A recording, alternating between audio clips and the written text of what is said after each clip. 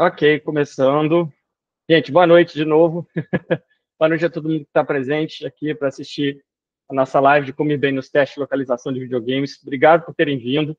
É um prazer poder falar para bastante gente assim, compartilhar um pouco do que eu aprendi nesses 20 anos aí de trabalho na tradução e de 8 anos especificamente com localização de games. Eu sempre digo que é uma forma de eu dar um pouquinho de volta para o mercado, o que eu ganhei nesse tempo todo. Tá? Eu preparei uma apresentação em PowerPoint, né, com os detalhes, com os itens que são bacanas de falar. A gente vai passando pelos slides ao longo dessa hora e tem um espaço também para vocês comentarem. Eu vou deixar aberto aqui, eu vou deixar aberto a caixa de comentários. Se vocês quiserem, escrevam. Pode ser que eu não veja no primeiro momento, mas depois eu vou ver. Estou acompanhando, tá? E, bom, sem mais delongas, vamos lá. Deixa eu compartilhar aqui.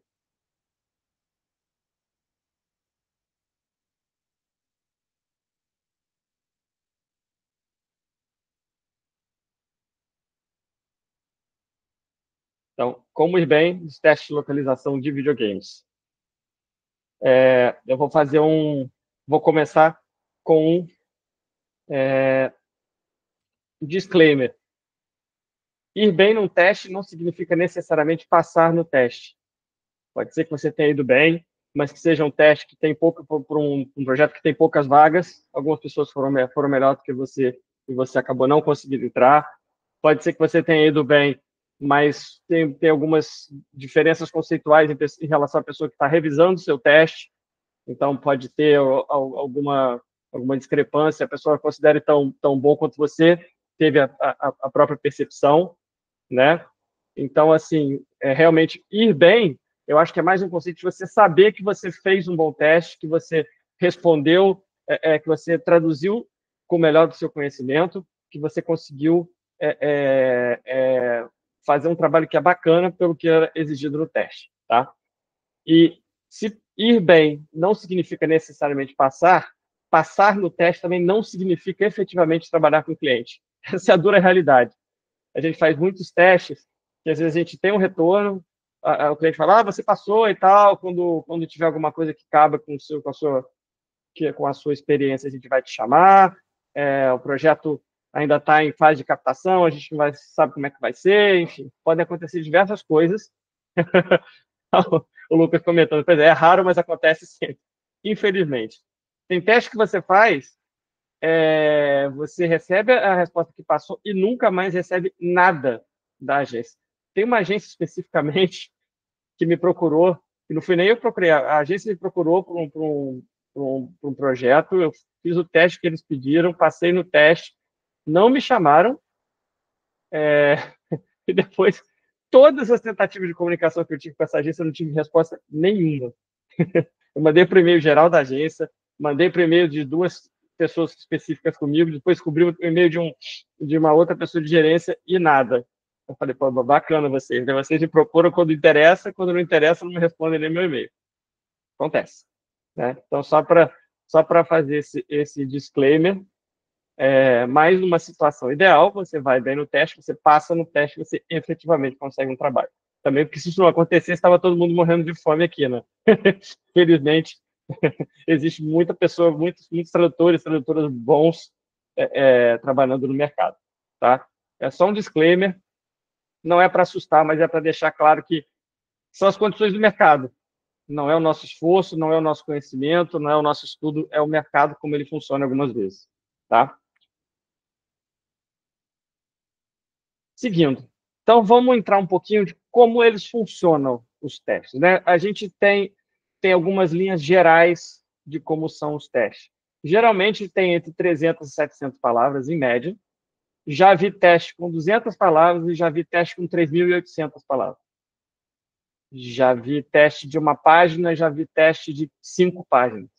Então, assim, varia muito, mas a grande maioria se encaixa nesse espaço aqui de 300 e 700 palavras. Eu acho um tamanho bem razoável, né, que é algo que você consegue fazer de um dia para outro com tranquilidade, dá tempo de vocês pesquisarem, dá tempo de pensar.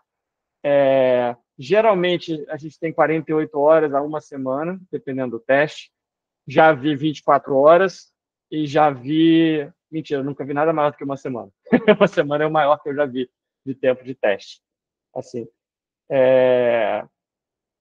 está dentro dessa janela. A grande maioria, a esmagadora maioria, é 48 horas, 72 horas, ou seja, 2 ou 3 dias para vocês fazerem, né? Também como são os testes, né? Eles são generalistas quando você vai entrar numa agência. Tem agências que fazem períodos de teste no meio do ano, no fim do ano, de 3 em 3 meses. Quando dá, fazem um teste, é um teste generalista, né?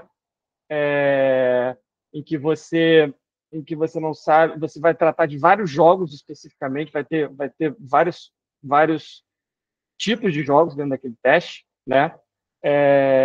Que é uma coisa mais para avaliar todas as suas competências, né? O que você vai melhor, o que você não vai tão bem, para se encaixar dentro dos projetos daquela empresa. E tem os testes específicos que são para um determinado projeto. E aí são só strings daquele jogo, material daquele jogo, né? Aí, geralmente, quando a agência recebe um projeto, precisa arregimentar os tradutores e faz um teste específico, né? Então, só comentando aqui, o Lucas né, tinha falado que essa coisa de você não ter notícia da agência é raro, mas acontece sempre. O Henrique Moraes dizendo que já passou por isso também. A Tainá comentando, eu fiz um teste com a vaga de espanhol dos Estados Unidos, aqui em Portugal, mas a RH disse que não atingia a pontuação mínima exigida pelo cliente, mas quem passaria um feedback detalhado, então eu espero até hoje. Acontece. É raro, mas acontece muito. A Jéssica comentando, eu recebi um que dizia ser sem prazo, mas depois de uma semana mostrou que não era ser tão sem prazo assim. Isso encaixa um pouco numa coisa que eu falei recentemente sobre a proatividade, né? A gente não pode, ainda mais com teste, a gente tem que mostrar que está ligado, né? É, é, a gente vai aprendendo com as nossas escolhas, né? Às vezes a gente faz uma escolha que não é ideal, descobre que tem que mudar e é assim mesmo. Até eu aprender o que era ser proativo de verdade, apanhei muito também. Faz parte do nosso métier, né? O Lucas está comentando que quando para um projeto específico também fica com a esperança maior de ter notícias da agência depois. É mais provável, né? Porque eles estão com aquela necessidade específica para aquele momento. Então, realmente, quando são testes específicos, é mais provável de você ter uma resposta, né? Às vezes quando você vai para um teste específico e passa, normalmente você vai ter uma resposta. Não em todos os casos, mas normalmente vai ter. Agora, o mais comum é você faz teste específico e também não tem notícia nenhuma se passou, se não passou. Também acontece. São as idiosincrasias do mercado. Eu acho que isso aí também está em várias outras áreas, né? Como a nossa área de tradução e localização está muito calcada em testes, a gente acaba tendo essa bolha, muita gente, pouca gente corrigindo muitos testes no espaço curto de tempo e sem capacidade de dar feedback para todo mundo, né? Sem contar aqueles projetos, não, a gente está com o projeto para começar aqui, aí 2 semanas depois, então, o projeto subiu no telhado, foi suspenso, a gente não sabe quando vai acontecer. Então, assim, às vezes não é nem a agência vacila por não te dar um retorno, mas a própria agência ficou via navios, né? E alguns testes. Eu já fiz um teste gigante que eu passei, tive resposta, confirmou, o projeto vai começar em 3 meses. O projeto vai começar em 6 meses. O projeto vai começar em um ano. O projeto ainda não começou. Então, a gente vai vivendo essa tristeza, né? Vamos seguindo aqui. Também os testes podem se dividir por estilo de jogo. Geralmente, quando é o teste mais generalista, né? Aí tem um teste para RPG, tem um teste para ação, um teste para aventura, um teste para esportes, um teste para simulação, né? Um teste para um jogo dialogue-based. Tudo isso, os testes, às vezes, batem com o perfil da agência, né? Os jogos que eles trabalham mais. Então, você tem várias categorias de jogos para você mostrar a sua capacidade em cada um deles. Até acontece, às vezes, você tem, 6 categorias, você pode escolher 3, você se sente mais à vontade, você não precisa fazer o teste completo, essas variações, né? Gente, vou pedir um segundo, que tem gente que não está conseguindo entrar, tá? Deixa eu ver aqui. É porque eu estou meio assoberbado aqui, talvez tenha gente querendo entrar e eu não estou vendo. Só um minutinho.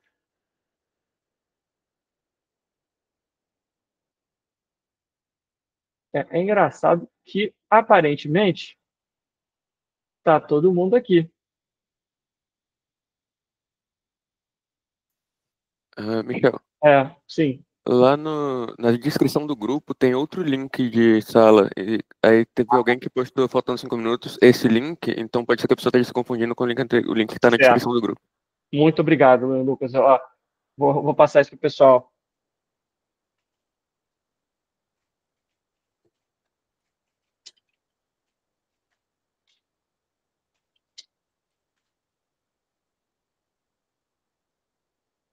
Deixa eu até copiar aqui.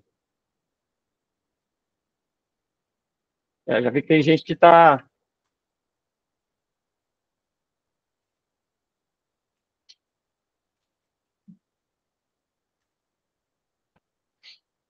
É um aprendizado, né, gente? Primeira live que eu estou fazendo, é claro que vai dar algum problema normal, né? Assim, deixa eu achar. Onde é que estão as pessoas que querem entrar? Opa, permitir. Consegui liberar uma pessoa. Ok, talvez pipoque aqui mais algumas chegadas. Vocês estão vendo, não estou nem vendo mais o material, né? Gente do céu. Ok, voltamos. Desculpa, gente, desculpa esse ato. Como eu falei, a primeira live que eu faço e tem uma questão que a gente faz a primeira vez, a gente erra para aprender e não fazer de novo errado nas próximas, né? Então vocês são minhas cobaias. Não queria dizer isso não, mas vocês são minhas cobaias aqui. Vamos lá. Um comentário também da Tainá, que ela fez um teste Pokémon Masters, mas não sabe se era só um projeto piloto, porque o contrato era efetivo. Tá? Outras lives se chamam de LQA Game Tester, que é um regime freelance. Não sei se isso muda de país para país. É só fazer uma diferenciação, Tainá. Tem duas figuras e duas funções. O Game Tester, que é quem vai testar, vai jogar o jogo para tentar achar erros de tradução, equívocos de tradução, bugs de funcionamento, depois que o jogo já está todo traduzido ou está parcialmente traduzido, e tem a equipe efetivamente de localização, que é quem vai cuidar da tradução do conteúdo. Tá? Tem o tradutor, o editor, o revisor, esse pessoal é o pessoal de localização, de tradução especificamente. Mas dentro de um projeto de localização, a gente tem os testadores, que geralmente são chamados de LQA Tester, LQA Game Tester, como você falou. Tá? Então, são duas figuras distintas. Tá? É bom a gente fazer essa diferenciação. Tá? Mas, seguindo aqui, então a gente estava falando que os testes podem se dividir pelo estilo do jogo, né? Quando é um teste mais generalista. Eu comentei que você pode ter até um teste que você tem mais de várias opções de tipos de jogos e alguns só que você vai preencher, você não precisa preencher todos. E também tem os testes por tipo textual, que aí marca o diálogo, descrição, itens, mecânica de jogo, flavor text, né? Aqueles textos que dão uma embelezada no jogo. Também alguma coisa de marketing. A gente vai ver um pouquinho mais à frente na live falar sobre isso, sobre os tipos textuais. Mas, geralmente, quando é um teste mais voltado para um jogo específico, uma franquia de jogos específicos, aí tem mais essa divisão por tipo textual. Tá? A gente vai ver um pouco esses tipos textuais daqui a pouco, enquanto a gente vai falando sobre as dificuldades dos testes, as características dos testes. Então, ok, você conseguiu o teste, vai fazer boas práticas. Comece o quanto antes para evitar surpresa de última hora. Assim, eu sei que nem sempre é possível, o teste chega, você está no meio de um projeto gigante, você não consegue parar. Mas, assim, podendo começar o quanto antes, assim, a melhor prática possível é, chegou o teste, você precisa ler as instruções e ver o prazo e confere, porque com essas instruções do teste, você vai ter alguma noção de quanto tempo você vai levar, o que precisa, o que o teste está te exigindo, como é que você vai conseguir encaixar esse pedido de teste no seu tempo, tá? Então, assim, começar o quanto antes é essencial. Tem teve um post hoje do Rodrigo Capel no Instagram, até ele gentilmente falou dessa live, que ele dá também dicas sobre testes. A gente bateu o mesmo assunto no mesmo dia, né? E ele comenta, olha, se você recebeu o teste, tem algum problema de prazo, avisa imediatamente a pessoa que entrou em contato com você, vê se você consegue mais prazo, se você consegue ajeitar isso de acordo com a sua necessidade. Quanto antes você agir, né, quanto mais você se antecipar para esse começo de teste, melhor. Mesmo que você não comece efetivamente, mas você pelo menos lê as linhas gerais, entender o que está sendo pedido e, eventualmente, pedir alguma extensão de prazo, se possível, vale a pena. Pedir extensão de prazo no começo não é problema nenhum. Geralmente, os clientes têm boa vontade com quem está começando. Pedir extensão de prazo no fim já não é tão bacana. Alguns não têm problema, quando são testes, aceitam também, estendem, isso acontece.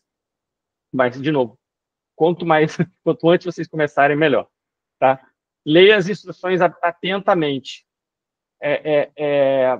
A gente fica muito ansioso quando vai começar o teste, quando recebe o teste, querer ver o que tem também de conteúdo, querendo entender tudo, já querendo começar, mas tem que ler as instruções atentamente, porque tem algumas coisas que você começa a fazer e contradizem o que está nas instruções. E aí, na melhor das hipóteses, você vai ver que você fez errado e vai ter que refazer, e na pior das hipóteses, você não vai ver, vai para o cliente errado, e aí prejudica a sua aprovação, né? E aí, uma ótima prática, excelente prática, deixe comentários pertinentes para fundamentar as suas escolhas de tradução. Toda escolha de tradução que exigiu um pensamento mais elaborado, alguma explicação em relação à clareza do original, alguma explicação em relação à falta de contexto imediato no teste. Tudo isso é importante, são comentários pertinentes que vale para fundamentar as escolhas de tradução. Tá? A Tainá está comentando aqui que ela não deixou comentários. É sempre bom, Tainá, deixar comentários, sim, porque isso exatamente servem para mostrar para o cliente que você traduziu conscientemente, né? Até aqui à frente eu vou falar disso. Pode ser até que a pessoa que está revisando não concorde que a sua tradução é a melhor possível para um determinado segmento, para uma determinada frase. Mas você fundamentar as escolhas que você fez ajuda a pessoa a saber, não, essa pessoa sabe o que está fazendo, embora eu não tenha concordado muito com as escolhas tradutórias, vamos dizer assim. Né? Mostrar que você sabe o que está fazendo realmente faz muita diferença na hora de corrigir um teste. Eu já tive do lado de quem corrige e sei que me acalma muito o coração quando eu vejo alguém que pensou e justificou as escolhas que teve. E tem um detalhe, muitos testes não têm coluna de comentários, só tem o espaço para tradução. Independente disso, se pudesse, for um Excel, você bota uma coluna além com seus comentários, na hora que devolver no e-mail, avisa que você colocou uma coluna a mais para comentários. Se for um arquivo trancado que você não consegue mexer na estrutura, manda os comentários no e-mail de devolução e explica as suas decisões. Então, assim, eu não tenho como enfatizar mais da importância de deixar comentários. Tá? É tão importante quanto você se antecipar para evitar a surpresa de última hora. Aquela palavrinha difícil de traduzir que você só descobriu perto da hora da entrega, aquele trecho complicado com falta de contexto, que é uma pegadinha para você gastar muito tempo tentando entender. Então, assim, tudo aqui é importante, tá? Mas eu acho que mais decisivo de tudo é deixar os comentários pertinentes, tá? Vamos lá. Então, testes, como é que eles costumam ser? Aqui eu vou fazer um outro disclaimer rapidinho. Assim, testes são propriedade da desenvolvedora ou da agência. Então, é material que está sob contrato de confidencialidade. Eu não posso mostrar nada de teste para vocês. Então, o que eu vou fazer aqui é dar uma explicação sobre como é a característica, o que vocês podem esperar e enxergar quando vê um teste, tá? Como é que vai ser a cara do teste, mas eu não posso efetivamente mostrar, tá? Então, vamos lá. Geralmente é um arquivo de Excel ou um arquivo de Word dividido em colunas, várias coluninhas. Também acontece de você ter um arquivo de Word que tem um cabeçalho e tem um espaço para você botar a sua tradução embaixo. Tá? São os dois formatos mais comuns. Mas o que eu vejo mais ainda é o Excel. Aí tem essas colunas aqui. ID, que é um identificador, é um nome identificador daquele segmento, daquela string. É um nome dentro do código, né? O código, ele tem vários, vamos dizer, pensando no código como uma cidade, ele tem várias vias e vários endereços, né? E à medida que as coisas vão acontecendo no código, ele vai puxando o conteúdo daqueles endereços. E esses endereços que são únicos são as IDs. Também podem ser string IDs, geralmente são esses dois nomes, tá? Pode ser string name também, mas geralmente tem essa expressão ID, tá? Aí você tem uma coluna com notes, que são observações sobre a string. Isso é importante. Pode ser que a notes te traga contextualização, pode ser que as observações te digam qual o tamanho que você pode ter nessa string. Muitas vezes você vai ter uma pegadinha de teste, você ter uma limitação de tamanho. Então, se você tem que ler muito bem o cabeçalho, as explicações do teste, você tem que ler muito atentamente também essa coluna Notes, porque vai ter muitas informações importantes ali. Tá? A gente precisa checar mesmo todas essas informações. Malandramente, essa coluna Notes, às vezes, ela está escondida no Excel. Vai lá na coluna G, coluna H, você está vendo a tradução ali, você não rodou para o lado direito até chegar na coluna G, onde tem as observações. É outra parte. Viu o arquivo de Excel? Vai de um lado para o outro, de cima e para baixo, para ver onde é que estão as observações. Tá? Vai ter uma coluna source, onde vai ter o texto original. Vai ter uma coluna target, que é o espaço para botar a tradução. Às vezes, alguns testes já tem todos os idiomas ali. Aí você vai ter que achar onde é que está o português brasileiro, né? Já vi teste, por exemplo, que tem assim, tem o original, que nem era inglês, era japonês, original japonês, adaptação para o inglês, e aí o espaço para as outras traduções. Tá? É legal que você tenha uma referência, né? Mas muitas vezes existe realmente um arquivo que é gigante, você fica meio perdido no meio daquilo tudo ali. O que eu preciso olhar? Essa parte dos notes também, as observações, elas podem estar divididas em várias questões. Pode ser uma parte de contexto, uma parte técnica que explica como é que você deve tratar, tem uma outra com limitação de caracteres, tem vários elementos que podem entrar dentro dessa categoria genérica que é notes. E todos eles são importantes. Né? Nada está por acaso nas colunas do teste. Então, tudo tem que ser olhado. Tá? Mas seguindo, a gente tem o target aqui, né, que é o espaço para colocar a tradução. Preste atenção para ir na coluna de português, né, português brasileiro, português de Portugal, se for o caso, porque vai ter outros idiomas, então também não botar no lugar errado para não correr o risco de implicarem com esse detalhe. E tem o comments, nem sempre tem, mas muitos testes hoje têm o comments, que é esse espaço para comentários, que ali vocês vão realmente fundamentar as escolhas de vocês. Vamos seguir um pouco mais nisso. Então, estratégias para cada um desses itens. Tá? Item ID. Confere se o ID traz alguma dica sobre o conteúdo. Geralmente o ID é uma tripa de texto com vários underlines, underscores, nomes e códigos, enfim, mas é um nome. Tá? É tipo um nome de arquivo. Né? E às vezes aparecem palavras como dialogue, title, button, item, header, explanation, description, ou só abreviações dessas palavras. Um BTN, ou um TIT para title. Então, assim, aquele nome que tem ali, muitas vezes pode te trazer uma dica sobre como você deve traduzir aquela determinada string. Tá? Inclusive, eu já vi um manual de uma grande empresa de localização, uma grande desenvolvedora de videogames, que tem no manual delas sobre boas práticas de localização, que diz assim: quando for nomear uma ID de uma string, né, essa identificação de uma string, faça de um jeito que possa ser reconhecível pela equipe de localização. Tá lá, textualmente isso, orientação para desenvolvedores. Eu recebi um jogo deles, que a ID era 1, 2, 3, 9, 5, 4, 7, 8, 3. A string seguinte era 7, 8, 2, 1. Era só número. Assim, às vezes o próprio funcionário da desenvolvedora que está orientando você a ajudar a equipe de localização não está nem aí para a equipe de localização. Nos testes você não vai ter esse problema, porque se tiver o string ID, provavelmente vai ser relevante.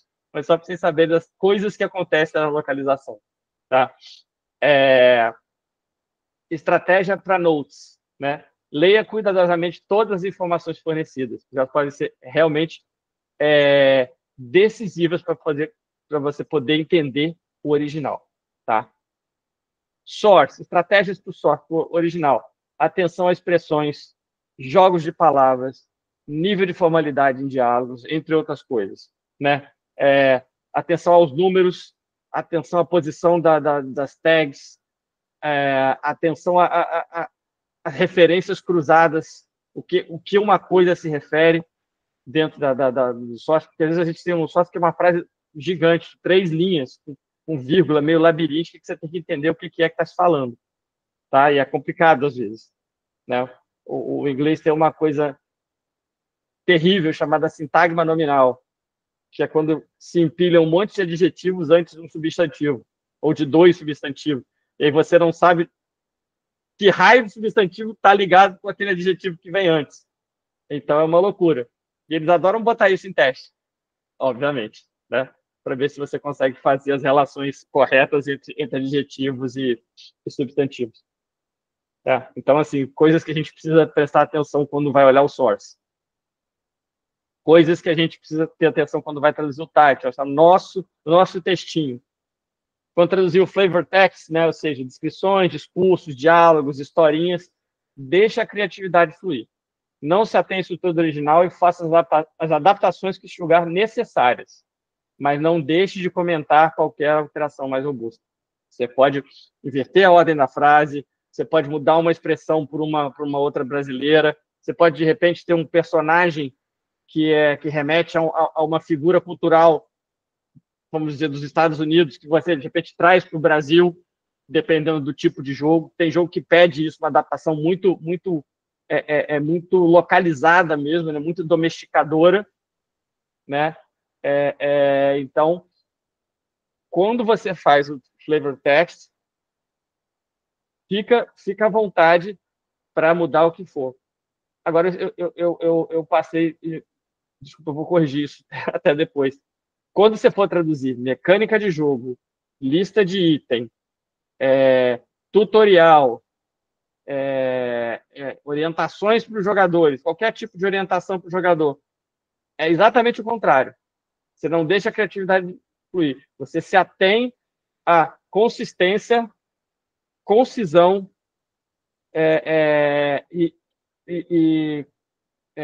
a palavra que só está vindo em inglês, e readability, e facilidade de leitura. Tá? Porque lista de itens, todos os itens têm que ter chamado das mesmas formas no jogo inteiro. Né? Títulos de missões. Se você começou a escrever título de missão no imperativo, você vai manter o título de missão no imperativo. Tudo. Como é que você vai saber se é um título de missão? Às vezes na string ID tem title, mission, mission, description. Aí lá você vai lá na ID, a ID está dizendo, isso aqui é um título de missão. Tá, então eu vou usar um título de missão, eu vou usar imperativo. Ok, toda a string ID que aparecer mission title, taca lá o imperativo. Né? Tem a string ID que é um botão. Botão você usa infinitivo. Então, tudo que for botão, usa infinitivo. Lista de itens. A gente geralmente, a prática mais comum nos jogos você tem uma lista de itens, um item, por exemplo, tem três palavras do nome, você deixa tudo maiúsculo, né? Que quando o jogador está vendo, aparece aquela palavra, né, aquela locução toda em maiúscula, o jogador, não, isso é um item, isso provavelmente é um item, alguma coisa específica do jogo. Né? Se a gente usa só a primeira em maiúscula, se perde um pouco essa referência, tá? Agora, lista de itens, tudo em maiúscula, né? Para marcar que você entende, aproveita para justificar, olha só, como é a prática comum da tradução de videogames, isso é um item, eu botei todas as letras, todas as palavras do item, começando com maiúsculo, exceto os conectivos. Ok. Aí você pega um botão. O botão a gente já faz diferente. O botão a gente geralmente bota a primeira em maiúsculo e o resto tudo em minúsculo. Vai lá na explicação. Isso aqui é um botão. Então eu botei a primeira em maiúsculo e o resto em minúsculo, como é a prática boa do videogame. Tá? Aí você começa a mostrar para a pessoa, essa pessoa sabe o que está fazendo. Vai ter errado uma coisa aqui, mas na hora que vier o projeto à Vera, vai ter um entendimento das características de cada função textual dentro do jogo para poder traduzir com mais qualidade. Tá? O Lucas está comentando com essa questão do flavor test, eu sempre fico na dúvida nos testes entre ficar colado no original ou me afastar mais. Eu tendo a dizer que o ideal é você se afastar, para você mostrar sua criatividade, mostrar sua capacidade de adaptação de um original que foi feito para embelezar mesmo o jogo. Né? Ele não tem uma mecânica precípua, ele não tem uma função exata, né? Mas ele está ali para deixar o jogo mais interessante, para estar aí você, dizendo muito grosso modo, mas é a função artística do jogo. Então você fica mais, né? Você fica mais soltinho, fica mais à vontade para tratar disso, né? Então eu acho que você sim se afasta mais do flavor test, mas deixa muito claro também nas suas escolhas, né? Olha só, estou aqui fazendo uma adaptação, porque eu acho que vai funcionar mais para o público brasileiro, para essa característica do jogo. De repente, se tem algum outro jogo que essa parte de flavor peça para ser um pouco menos adaptado, você tem um feeling que tem que ficar um pouco mais próximo do original. Ok, deixa claro nos seus comentários também. Então, aqui eu estou mais próximo do original, porque eu acho que esse jogo pede isso. É uma questão mesmo de embasar. Mas, via de regra, eu acho que a gente tem que adaptar ao máximo. Eu acho que a hora de brilhar é aí, sabe? Mas, seguindo aqui, então, na parte dos comentários, né? Justifique, já acabei de falar de comentários para caramba aqui, né? Justifique em base todas as suas escolhas tradutórias relevantes e não se furte a fornecer os detalhes necessários. Se você acha que tem alguns detalhes que são importantes mencionar, mencione. Claro que a gente é tudo um teste de equilíbrio, né? Você está ali, de repente você vai ter um segmento, uma string que é mais elaborada, que exige uma explicação mais elaborada, você vai caprichar ali. Aí você tem uma outra que é bem clara, você não precisa comentar todas as strings também, né? Algumas coisas são mais diretas, então não precisa também comentar tudo, né? É um equilíbrio, né? É um exercício de compensação, vamos dizer assim, também, né? Na tradução a gente não tem essa ideia de compensação, porque às vezes você tem um trecho que você deixa alguns elementos do original de fora, porque ou em prol da clareza, ou em prol da fluência, ou em prol da concisão, ou porque você não tem muito espaço. Aí lá na frente você vai compensar, de repente você vai florear mais um outro pedaço, você vai puxar uma informação que você não deu atrás para dar lá na frente. Então, tem sempre essas compensações que existem na tradução, existem nos testes também, especificamente nos testes de localização de videogames. Tá? Aí eu dei alguns exemplos de comentários relevantes. São coisas que eu já passei ou que eu já vi em teste, né? Por exemplo, né, o texto fonte não deixa claro se tal palavra é um verbo ou substantivo. Escolhi a forma verbal pelo contexto, mas se fosse substantivo, seria X a tradução, seria tal a tradução. Não consegui entender, não sei se é entender, não consegui confirmar se a personagem está falando com uma ou mais pessoas. Usei uma forma neutra por segurança, mas eu perguntaria ao cliente para confirmar a informação. Tem muito isso também de você poder usar essas duas situações. Isso é um teste, mas se fosse na situação, num projeto da vida real, eu consultaria o cliente, eu mandaria uma query. né? Eu tentaria esclarecer de uma outra forma. Então, são informações, são comentários que são muito relevantes para o que você fez. Identifiquei o jogo, isso eu puxei do Rodrigo de hoje, né, do Rodrigo Capel. Identifiquei o jogo após pesquisar o nome do personagem, mas preferi criar um nome novo para mostrar o meu repertório. Ok, tá? Eu tinha até botado uma observação, mas que eu achei melhor não escrever para não confundir, mas falo agora. Dependendo do jogo, vale não traduzir os nomes dos personagens. Não traduzir, não adaptar. Digo assim, tem algumas séries que estão tão já marcadas, né, no imaginário, e aqueles nomes são tão reconhecidos pela comunidade que você não muda. Aí você mantém. Aí você pode dizer, olha, reconheci o jogo e mantive os nomes como são na comunidade. Tá? Então é outra opção que você, de repente, não faz adaptação dos nomes, mas mantém como eles são, porque é a melhor forma. Ou, por exemplo, um jogo que é muito claramente passado nos Estados Unidos, real, uma cidade real, tá? Aí você diz, olha só, isso aqui está nos Estados Unidos, eu não vou alterar os nomes, eu vou manter os nomes como estão, porque é muito calcado da realidade. É isso. Só um minutinho, gente. Só um segundinho, por favor. Eu vou fechar aqui e já volto. Só um segundinho.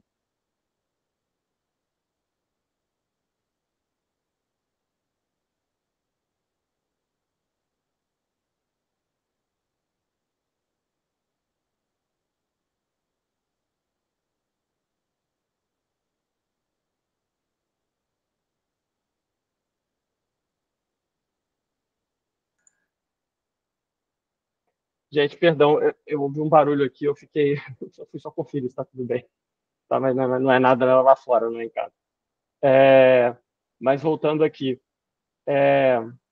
Tá? Então, tem essa questão. Os nomes você pode traduzir, você pode manter o que é reconhecido pela comunidade, fazer uma adaptação, você pode manter o nome do inglês, né, dependendo do tipo de jogo. Se você mantém o nome em inglês, por exemplo, eu acho que é uma coisa que não precisa você comentar. Porque está claro que é pelo tipo de jogo, você vai manter o nome dos personagens como é. Agora, se é uma coisa que você, de repente, existe um título e você traduziu o nome, você traduziu de uma forma diferente para mostrar repertório, é um comentário bastante pertinente. Tá? Outro aqui, né? Usei o imperativo no título de missões, mas poderia ter usado o verbo no infinitivo. Talvez, se você sentir vontade de explicar alguma escolha sua, né? Tem testes que você sente mais necessidade de embasar o que você está fazendo. Tem outros que não é tão necessário, tá? Se você usou os imperativos no título da missão e está tudo consistente, é o tipo de comentário também que não é estritamente necessário, tá? Usei um tom mais informal para o personagem X e um mais formal para o personagem Y. Ok, também tá, você pode não comentar, tá? Mas é uma coisa que às vezes você sente vontade para deixar bem marcado quais foram as suas escolhas, tá? Eu fiquei em dúvida no trecho tal, mas segundo o contexto, parece ser isso ou não aquilo. É importante também quando você toma uma decisão de uma coisa que não está muito clara e podem ser duas traduções possíveis, dois caminhos diferentes, você mostra, olha, eu escolhi esse caminho aqui, mas tem um outro que eu poderia ter ido. Então, numa situação real, eu provavelmente mandaria uma query para o cliente para consultar qual é o entendimento melhor para esse trecho. Tá? Ficar em dúvida não é um crime. Você fazer uma escolha à revelia e não tentar confirmar é que é um problema. Tá? Vamos lá. Se você fosse tratar um trecho de forma diferente no teste em uma situação real, comente e explique a razão. Eu acabei de comentar, né? Se você tem, não. Se fosse um teste, por ser um teste, eu fiz dessa forma. Mas se fosse numa situação da vida real, eu provavelmente consultaria o cliente. Isso é muito comum quando você toma decisões sobre decisões terminológicas, né? Por exemplo, adaptar ou não adaptar o nome, como é que você vai traduzir nomes de, por exemplo, de lugares, né? São escolhas que você toma que num projeto maior, projeto da vida real, talvez você consultasse, porque você teria dúvida, né? Mas no teste você tem que fazer uma escolha e você marca a escolha que você fez, tá? Então, aquilo que eu mencionei antes, né? As suas escolhas podem não ser as preferidas da pessoa que está avaliando o teste, mas essa pessoa vai saber valorizar o embasamento que você demonstrou ao justificar as suas opções. Tem um erro de digitação aqui, tá, gente? Desculpa. Se você mostrou embasamento na hora de justificar as suas opções, isso fortalece o que você fez, né? Aí, coisas que podem aparecer num teste de tradução são, vamos dizer assim, as pegadinhas. Trechos com tags e tokens, né? Um token que marca o masculino e o feminino dentro de uma frase, tags que marcam vários itens que podem aparecer ali, a quantidade de itens. Por exemplo, dá um exemplo. Se você matar o chefe X, você vai ganhar N espadas do tipo Z, né? Sendo que Z pode ser vários tipos de espada. O chefão pode ser qualquer tipo de chefão. Você pode ganhar um número também variado de espadas, né? E sem querer eu puxei uma outra coisa importante também. Numerais são uma pegadinha grande em testes também. Como é que você vai classificar uma coisa que você não sabe a contagem direta? Então, ou que você não sabe como vai se classificar. Por exemplo, X espadas do tipo prateado, do tipo dourado, do tipo do Rei Arthur, do tipo de samurai. Você tem vários determinantes para essa espada que podem simplesmente não aceitar a mesma estrutura gramatical. Por exemplo, se você botar espada de ninja, espada dourada, e você geralmente a tag vai ser só ninja, dourada, prateada. Aí, por exemplo, aí vai ficar faltando uma preposição ali, porque de ninja pede preposição, mas dourada não tem preposição. Então, se você não pensa nessa possibilidade, você pode deixar furo para uma frase ficar mal formada gramaticalmente. Então, uma solução que é muito comum, eu falo isso para os meus alunos na minha oficina, e oriento também quando eu estou trabalhando em revisão, usa um termo genérico antes, do tipo. Então, espada do tipo ninja, espada do tipo dourada, espada do tipo Rei Arthur. Você deixa de precisar do conectivo, né? Rei Arthur, ninja, dourada, todas elas cabem depois de do tipo, e você deixa de ter esse problema. Então, isso, por exemplo, é uma estratégia boa em testes, saber que você ter essa palavra genérica antes de um tag, de uma variável, pode te salvar de problemas de gênero e de número, né? Você pode salvar sua concordância de gênero e sua concordância de número, tá? Então, esse do tipo é uma solução bacana. Outra coisa, quando você tem são elementos que têm a quantidade, né? Você vai ganhar, se você salvar uma pessoa, você vai ganhar mais 3 de sagacidade. Só que no original é mais 3 vamos ver, sabedoria, mais 3 wisdom, né? E no português você não pode botar mais 3 sabedoria, ou mais 3 sabedorias, né? Mais 3 de sabedoria. Sabedoria é incontável, né? Talvez não seja um exemplo tão bom. Mas, por exemplo, de ouro, mais 3 gold no original. Você devolve a espada pro rei e você ganha mais 30 de ouro. Aí funciona, né? Mas se você ganha mais 1 de ouro, mais 30 de ouro, mais 500 de ouro, funciona da mesma forma. Agora, se você bota só ouro sem o conectivo, vai ser mais 1 ouro, mais 500 ouro. Você tem um problema de correspondência de número aí, né? De concordância de número. Então, esse de, essa preposição depois de um número, resolve também muitos problemas de concordância de número e às vezes de gênero também. tá?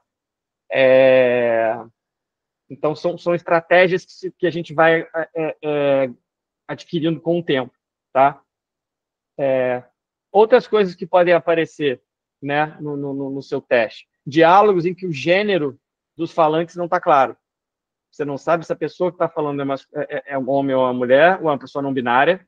E você não sabe se a pessoa está falando com outro homem, com outra mulher, com um grupo de pessoas. Então, você tem que ter estratégias de neutralização para tentar evitar que tenha problema de concordância de gênero, tá? Então, assim, é um exercício muito presente para quem trabalha com localização de games, você usar frases de gênero neutro. E isso pode aparecer também em testes, tá? Você mudar seu jeito de pensar para construir frases com gênero neutro. Dá um trabalhinho no começo, mas é uma coisa que depois que você se acostuma, realmente você consegue fazer essa transição da frase com gênero para uma frase sem gênero de uma forma muito natural, assim, tá? E é uma coisa que costuma aparecer em jogos, em testes para jogos, tá? O que mais que pode aparecer? Títulos de missões misturados com orientações sobre mecânica de jogo e botões. Tá tudo ali misturado naquele meio. E você tem que descobrir o que é cada uma. Às vezes são as observações, são as notes que vão dar a informação que você precisa. Às vezes está no ID, no String ID, né? Aquele nomezinho vai te indicar mais ou menos o que funciona. Às vezes você, pelo contexto das várias opções que você tem ali, você consegue mais ou menos entender o que é, tá? Mas é muito comum também no teste você ver esses vários tipos textuais misturados, exatamente para te confundir, tá?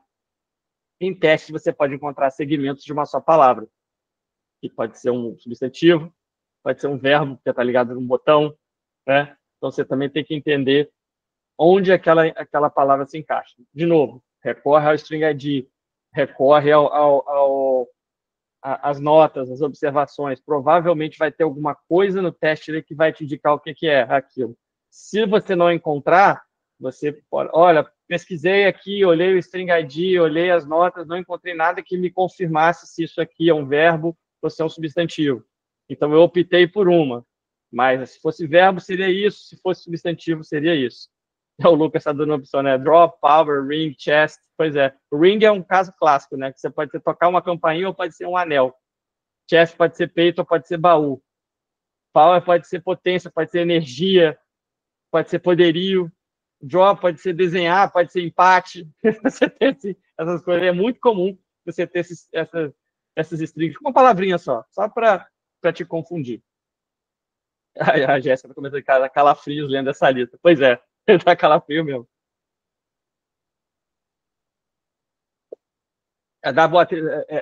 Boa noite para a Beatriz também, que entrou agora. Beatriz, só para te dizer, a gente vai ter essa live gravada, tá disponível para vocês. Vai ser um período curto, mas vai estar disponível para quem chegou mais tarde ou para quem não pôde assistir. Tá? Seguindo aqui.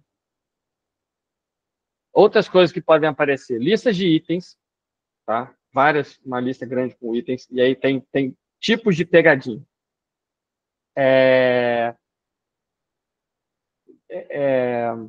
Coisas que são assemelhadas, mas que tem que ter nomes diferentes. Por exemplo, equipamentos. Faca, pode ser blade, pode ser knife, pode ser... Você tem que ter atento a que tipo de lâmina que é. Um item de vestimenta, que pode ser vários tipos de calça, por exemplo, vários tipos de ombreira, vários tipos de escudo.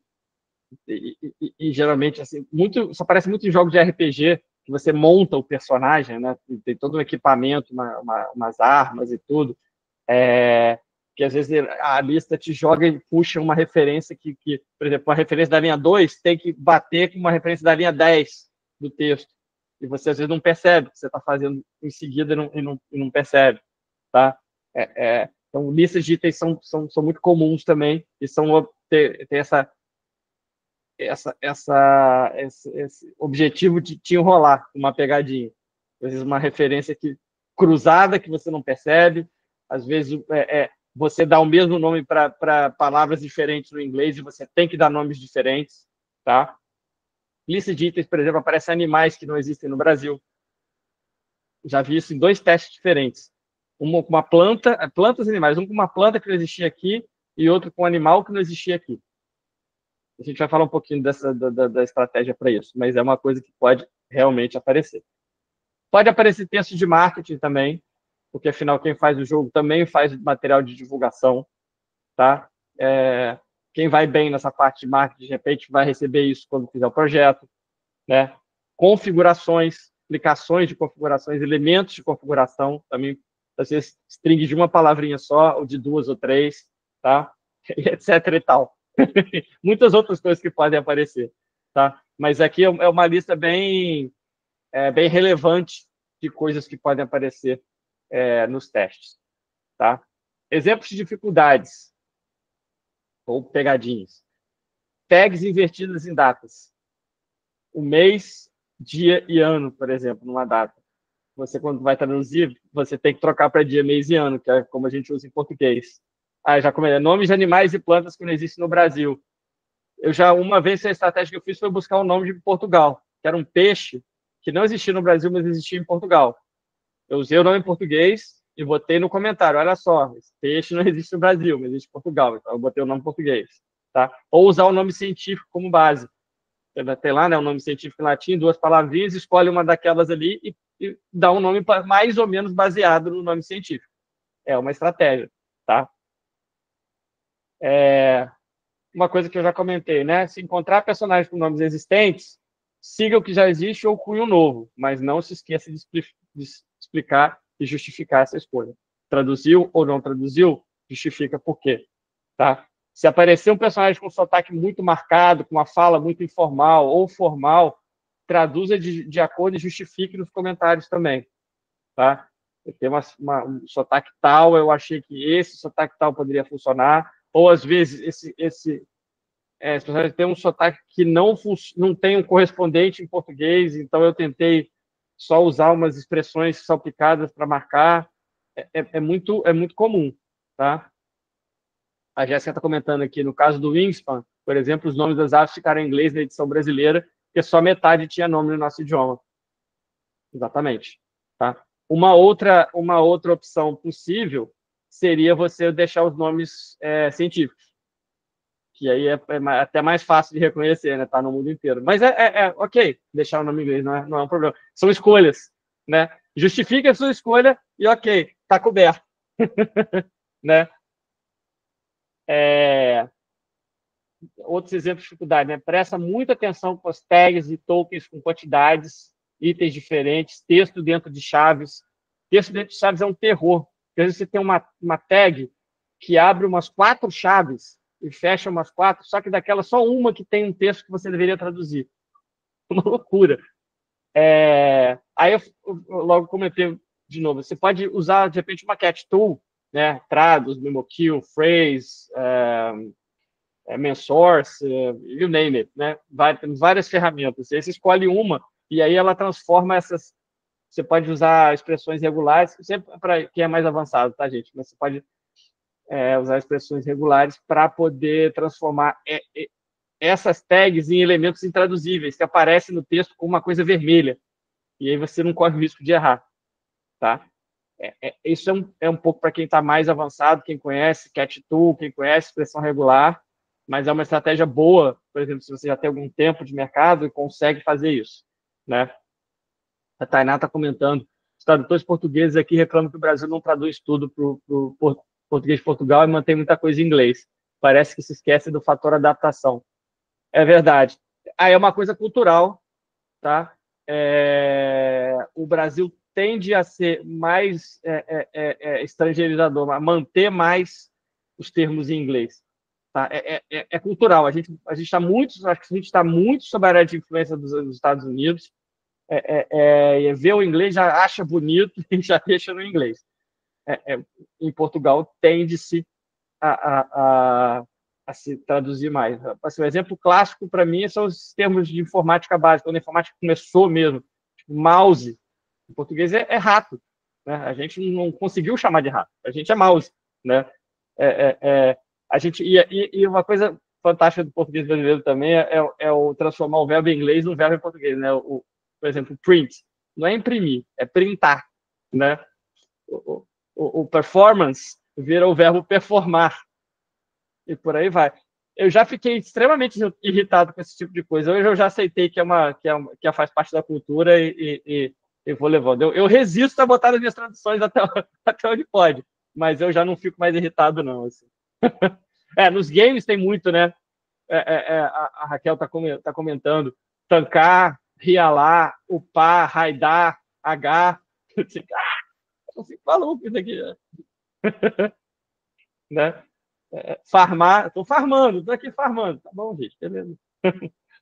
Farma aí. Só não me chame. Né? Mas então tem essa observação de, se possível, se puder, se você tiver domínio de Cat Tool, pega o teste, bota numa Cat Tool, depois exporta de volta, te ajuda a usar o corretor ortográfico dentro da Cat Tool, te ajuda a ter uma ferramenta de QA, se você, por exemplo, transforma os itens da lista de itens em palavras de glossário, entrada de glossário. Isso é muito legal, né? Aí você usar o seu conhecimento de Cat Tool para te ajudar no teste. Para a lista de itens é maravilhoso, né? Tudo que é palavrinha que você vai traduzindo, que é nome de item que você vai traduzindo, você vai botando no glossário. E aí terminou a tradução, passa lá o Run QA da ferramenta, ela vai dizer, a palavra tal, a palavra X está traduzida como Y, mas a tradução Y não aparece aqui no seu texto. Aí você tem que corrigir, né? Ou ver se é um falso positivo. Mas, enfim, é um outro auxílio valioso, né? Para quem tem conhecimento de Cat Tool, usar a Cat Tool para fazer o teste com mais confiança e com mais qualidade. Alguém que está por aí se lembra de mais algum conselho? Agora é a hora. Compartilhar. Só pegando os comentários aqui, né? O Lucas comentando que o espanhol costuma incluir um E, mopear, chequear. Sim, é verdade. Lucas, fica à vontade para falar.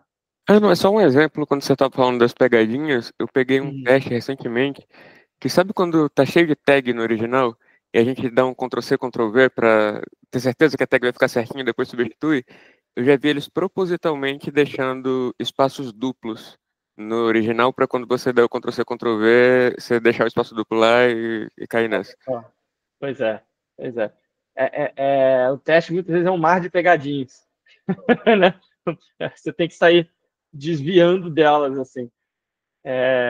A batalha eu caí nessa.